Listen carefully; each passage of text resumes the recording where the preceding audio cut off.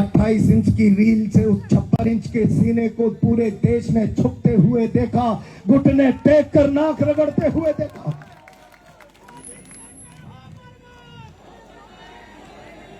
मैं तो मेरे सामने खड़े हुए नौजवानों से कहना चाहता हूं, दिल्ली के घटनाक्रम के बाद सारे देश का नौजवान मचलकर सड़कों पर आ गया। बिहार में नौजवान पुलिस की गोलियों का सामना कर रहा है। कलकत्ता में नौजवान खड़ा है। मुझे लगता था कहीं कोटा के चंबल के पानी का करंट थर्मल ने खत्म तो नहीं कर दिया, पर आज कोटा ने मचलकर सड़क पर आकर बता दिया, ये नौजवान वही है जो तोप के मुंह पर बैठकर इनकलाब का नारा लगाता है। ये नौजवान वही है जो संघर्ष में जेल के अंधियारों में से भी इस मुल्क के लिए उजाले का रास्ता बनाने का सपना देखता है। आज अंगड़ाई लेती हुई तरुणाई को कोटा की शर्तों पर सारे हिंदुस्तान ने देख लिया होगा। मैं तो देश के नौजवानों से आह्वान करना चाहता हूं, ये सरकार जवान विरोधी है, किसान विरोधी है। मैं उस पर लंबा भाषण नहीं करना चाहता, लेकिन इतना जरूर कहना चाहता हूं, इस सरकार को, इस नौजवान के गुस्से को अनुशासनहीनता का नाम मत दो। अरे अनुशासनहीनता का नाम देने वालों, पहले अपने गिरबान में झांको। इस मुल्क में कौन है जो सांप्रदायिक सौहार्द को बिगाड़ रहा है? कौन है जो अराजकता की भाषा बिगाड़ रहा है? कौन है जो इस मुल्क की गंगी जमनी तहजीब को खराब करने का प्रयास कर रहा है? इस मुल्क के सौहार्द को बिगाड़ना, अराजकता की भाषा बोलना, देश में विघटन के बीच पैदा करने की भाषा बोलना और देश की गुस्साई हुई तरुणाई को अगर उसके मुंह में से अंगारे फूट गए तो उसको अनुशासन की भाषा सिखाना।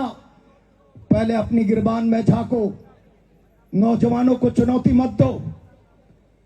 अगर ये जंग में खड़ा है तो बारूद का गोला है, अगर ये शिरडी के हाथ में किसी पागल के हाथ में है तो भरा हुआ तमंचा है, अगर ये बिफर गया विस्फोट कर बैठा तो देश की व्यवस्था को उखाड़ कर फेंक देगा। मैं तो इस मुल्क के नौजवानों से कहना चाहता हूं, अब समय आ गया अपने हक और अधिकार की लड़ाई लड़ने के लिए। अब गुमराह होने की आवश्यकता नहीं।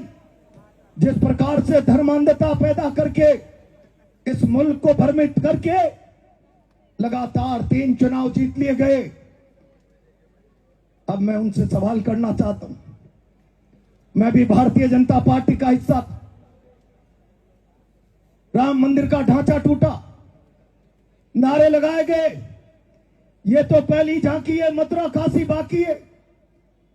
मैं उस पर लंबी बात नहीं करूंगा।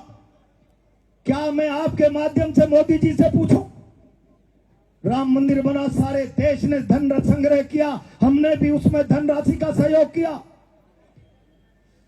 लेकिन राम के घर पर डकैती होने के बाद क्या मैं कोटा के जवानों की तरफ से भारत की प्रधानमंत्री और भाजपा की सरकार से यह पूछ लूं, अयोध्या तो पहली झांकी है, मथुरा काशी बाकी है? क्या ये राम के घर पर डाका ये पहली झांकी है? जिस प्रकार से धर्म की मर्यादाओं को तार तार करके खुला भ्रष्टाचार का तांडव किया जा रहा है, ये देश किसी भी सूरत में बर्दाश्त नहीं कर सकता। मैं तो जवानों कहना चाहता हूं, ये लड़ाई लंबी है। नौजवानों के आत्मसम्मान को चुनौती दी है, जग चोरा है। दुनिया का इतिहास उठाकर देख लो, जितने सामाजिक, राजनीतिक, आर्थिक परिवर्तन संसार के तमाम देशों में आए, नौजवानों ने उसकी बुनियाद में अपने प्राणों की आहुति दी। और इसीलिए कहा गया, जिस ओर जवानी चलती है उस ओर जमाना चलता है। नन्हे नन्हे बच्चों ने सारे देश और दुनिया को बता दिया, झुकाने वाला चाहिए, दुनिया झुकती है। मोदी सरकार को झुका दिया। मैं कोटा के जवानों से आह्वान करूं, अभी लड़ाई लंबी है और इस लड़ाई को लड़ने के लिए तैयार रहो। आज तो ये केवल पहली झांकी है। राहुल जी के नेतृत्व में देश में बड़े आंदोलन का आह्वान हुआ तो कोटा की जनता आर पार की लड़ाई लड़ेगी। यही आह्वान करते हुए अपनी बात को विराम देता हूं। बहुत बहुत धन्यवाद। धन्यवाद। बहुत बहुत धन्यवाद गुंजन साहब।